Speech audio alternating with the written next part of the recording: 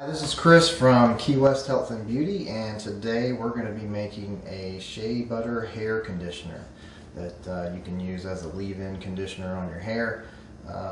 Hair conditioning is actually one of the most popular uses for shea butter, and today we're going to show you how you can do that. So what you're going to need to make this is 6 ounces of organic, raw, unrefined shea butter.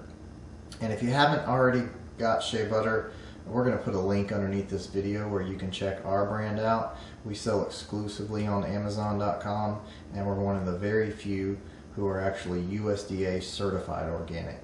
So you know your shea butter really is organic. You're also going to need 1 teaspoon of your favorite oil, either coconut oil, olive oil, or jojoba. We're going to be using olive oil today. And you're going to need 3 teaspoons of aloe vera gel, which you can get in your local health food store or probably on Amazon.com as well. And this step is optional, but if you prefer a scent in your conditioner, then you're going to want to go natural. So you can just find your favorite essential oil and just put about 5 drops or so in here to give it a nice scent. And you're also going to need a container to put it in. Now what we recommend is a plastic container versus glass, because you're probably going to be using this in the shower and it's not a good idea to have glass in there. So the final thing you're going to need is a double boiler, and if you don't already have a double boiler, don't worry, we're going to show you how you can kind of make your own at home with some of the pots and pans you already have. So let's get started. Okay, so in the first step, you're just going to take your 6 ounces of shea butter and you're going to put it in your double boiler. Now, like we mentioned earlier, if you don't already have a double boiler, you can just take 2 pots and pans or items that are safe to cook with at home, and basically all you want to do is you want a bottom container that you fill about halfway with water, and then your top container is where you're going to put your shea butter, because you don't want your shea butter to be in direct heat. So what we're going to do is we're just going to let the steam off this boiling water start slowly softening and melting our shea butter.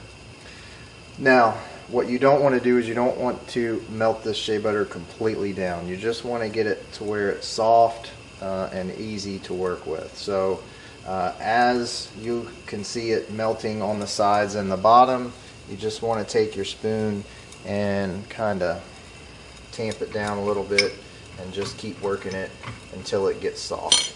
It should only take about maybe 2 to 3 minutes before it's there, and when we get there we will show you.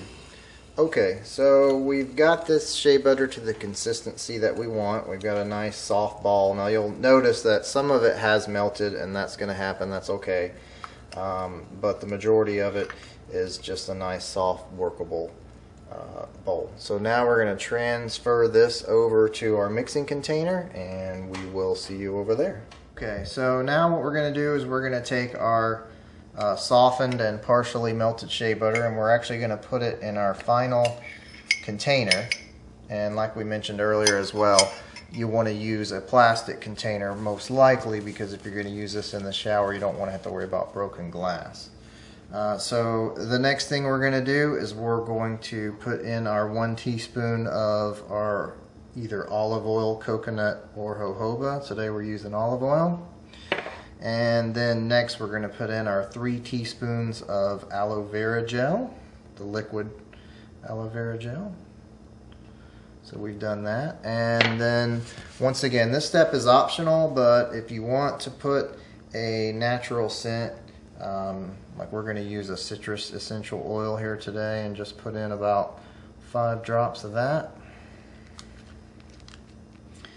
And then once you've combined all those ingredients, all you have to do is just mix it by hand. Don't use an electric mixer, just mix it by hand with a spoon for a few minutes. And then once it's completely mixed, if it's too oily, then just let it sit either in the refrigerator or at room temperature for a little while, and it'll firm up. Okay, so I just wanted to show you the final product of our leave-in conditioner. We've let this sit for about 45 minutes.